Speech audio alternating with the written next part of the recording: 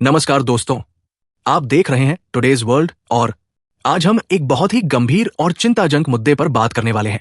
भारत और बांग्लादेश के रिश्ते लगातार बिगड़ते जा रहे हैं और जो तस्वीरें आज सामने आ रही हैं वो वाकई परेशान करने वाली है। भारत बांग्लादेश रिश्तों में बढ़ता तनाव। दोस्तों, आज बांग्लादेश में भारतीय दूतावास के सामने लगातार विरोध प्रदर्शन हो रहे हैं। ये कोई एक दिन की बात नहीं है, बल्कि पिछले कुछ समय से ऐसे प्रदर्शन लगातार देखने को मिल रहे हैं। स्थिति इतनी खराब हो चुकी है कि भारत सरकार को बांग्लादेश में वीजा जारी करने वाला विभाग बंद करना पड़ा है। मतलब अब नए वीजा पर कोई भी बांग्लादेशी नागरिक भारत नहीं आ सकता।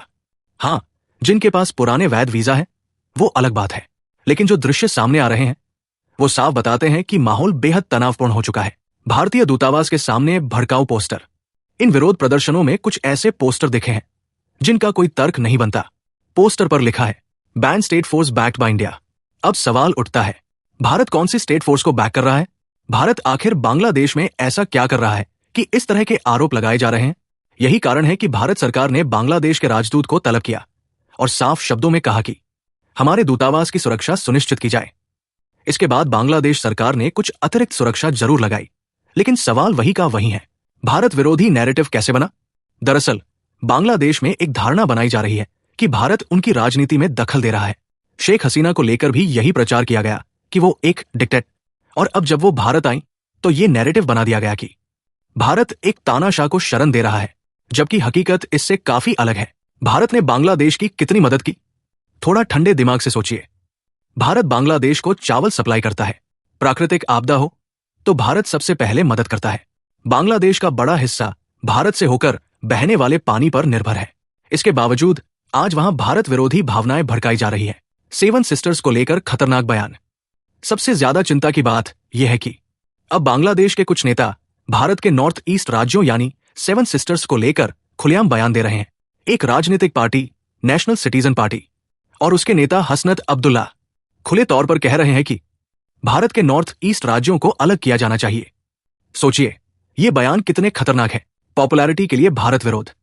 असल में ये नेता जानते हैं कि आज बांग्लादेश में भारत विरोधी बातें करने से लोकप्रियता मिलती है, इसलिए ऐसे बयान दिए जा रहे हैं जिनका कोई व्यावहारिक आधार नहीं है। सवाल सीधा है, क्या बांग्लादेश की सैन्य ताकत भारत से मुकाबला कर सकती है? बिल्कुल नहीं। क्या नॉर्थ ईस्ट के लोग बांग्लादेश से जुड़ना चाहते हैं? बिल्कुल नहीं। तो फिर ये सब क्यों? असली समस्या बांग्लादेश की अर्थव्यवस्था। असल वजह कहीं और है। बांग्लादेश में पिछले 2 साल से चुनाव नहीं हुए हैं। देश सलाहकारों के भरोसे चल रहा है। मोहम्मद यूनुस प्रधानमंत्री नहीं, बल्कि एक सलाहकार की भूमिका में है। जब भारत ने सिर्फ इतना कहा कि बांग्लादेश में चुनाव होने चाहिए, तो इस पर भी तीखी प्रतिक्रिया दी गई। ऐसा व्यवहार किया गया जैसे भारत कोई दुश्मन देश हो। अमेरिका का अजीब रोल। एक और दिलचस्प बात यह है कि अमेरिका और उसके थिंक टैंक मोहम्मद यूनुस को पूरा समर्थन दे रहे हैं। रिपोर्ट्स छापी जा रही हैं कि 70% जनता यूनुस सरकार से खुश है, लेकिन जमीनी हकीकत कुछ और ही कहानी कहती है। जीडीपी और महंगाई की सच्चाई। बांग्लादेश की जीडीपी ग्रोथ रेट अब 3.3% के आसपास आ गई है, जो उम्मीदों से काफी कम है। महंगाई दर करीब 8.29% तक पहुंच चुकी है और अर्थशास्त्री कह रहे हैं कि आगे हालात और बिगड़ सकते हैं। जब महंगाई बढ़ेगी, नौकरियां कम होंगी, तो सरकार क्या करेगी? जनता का ध्यान भटकाने के लिए भारत को दोष देना, नॉर्थ ईस्ट को लेकर सपने दिखाना। आगे क्या होगा?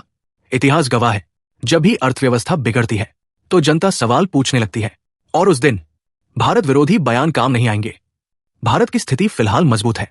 महंगाई काबू में है, आर्थिक ग्रोथ स्थिर है, लेकिन बांग्लादेश को जल्द या देर से अपनी असली समस्याओं का सामना करना पड़ेगा। भारत को बांग्लादेश को लेकर अब बहुत सोच समझकर और निर्णायक कदम उठाने होंगे, क्योंकि जो संकेत दिख रहे हैं वो अच्छे नहीं है। अगर बांग्लादेश से जुड़ा कोई बड़ा अपडेट आता है तो मैं आपको टुडेज वर्ल्ड पर जरूर अपडेट करूंगा। धन्यवाद आपका समय देने के लिए।